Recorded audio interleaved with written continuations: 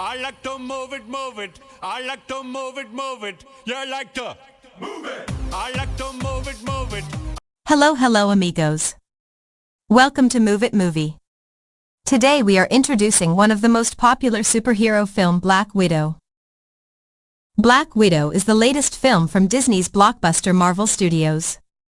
I used to have nothing. And then I got this. This job. This family. And I was better because of it. And even though they're gone, I'm still trying to be better. Natasha Romanoff, aka Black Widow, confronts the darker parts of her ledger when a dangerous conspiracy with ties to her past arises. Pursued by a force that will stop at nothing to bring her down, Natasha must deal with her history as a spy, and the broken relationships left in her wake long before she became an Avenger. It may have a lock on the word family this season, but it's also the main theme of Black Widow.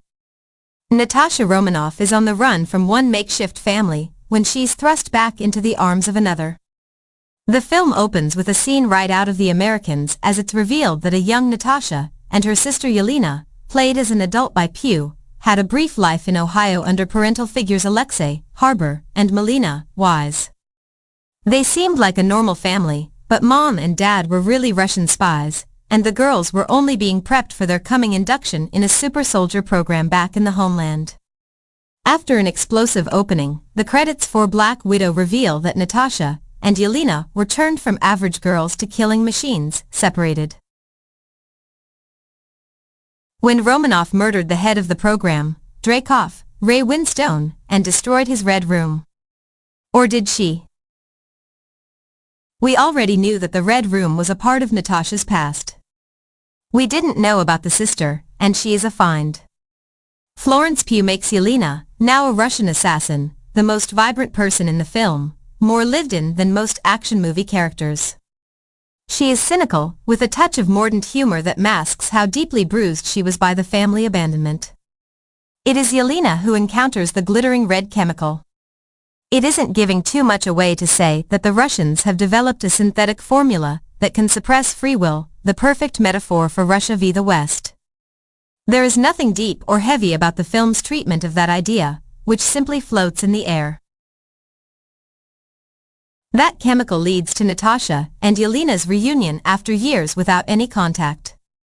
At first they fight, kicking and throwing each other against the wall in Yelena's Budapest apartment, where Natasha once lived. No need to fret about this if you didn't already care, but in some heavy-handed exposition, Natasha fills in a mystery, mentioned in earlier movies, about what happened in Budapest years before. Then the sisters team up to try to destroy the Red Room. They are bitter about how Russia molded them into killers. The action is sleek, well-paced and more mission, impossible than Avengers. After all, they have no superhuman powers, no telekinesis or shape-shifting for them.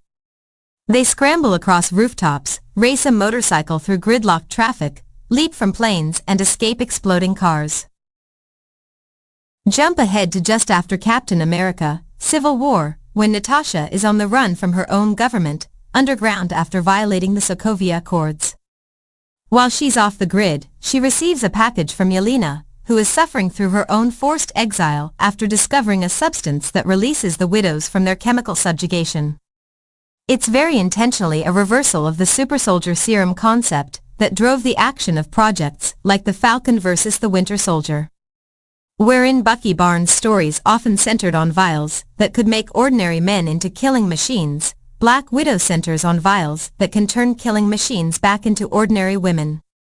Yelena sends a case of the vials to her sister, knowing it will bring her to a safe house in Budapest.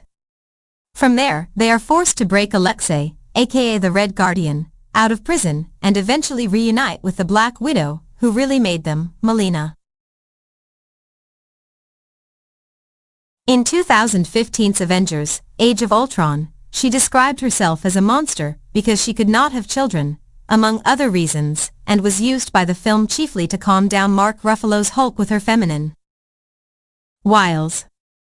And in the character's final, gallingly tone-deaf moments on screen, in 2018's Avengers, Endgame, she sacrificed herself when things came down to a choice between a man with a family, Jeremy Renner's Hawkeye, and a woman without one, herself. Don't know what you call that, but it's a lot closer to a narrative flat line than a narrative arc, much less an evolution. The producers behind the MCU seem to have, finally, sensed this, so the latest Marvel blockbuster Black Widow centers her character. Given the events of Endgame, the film is set earlier in the cinematic timeline, just after Captain America, Civil War to be precise. It's impossible not to view the film as the studio's attempt at a kind of post-mortem mea culpa, a mulligan, a do-over, or, as we nerds know it, a retcon.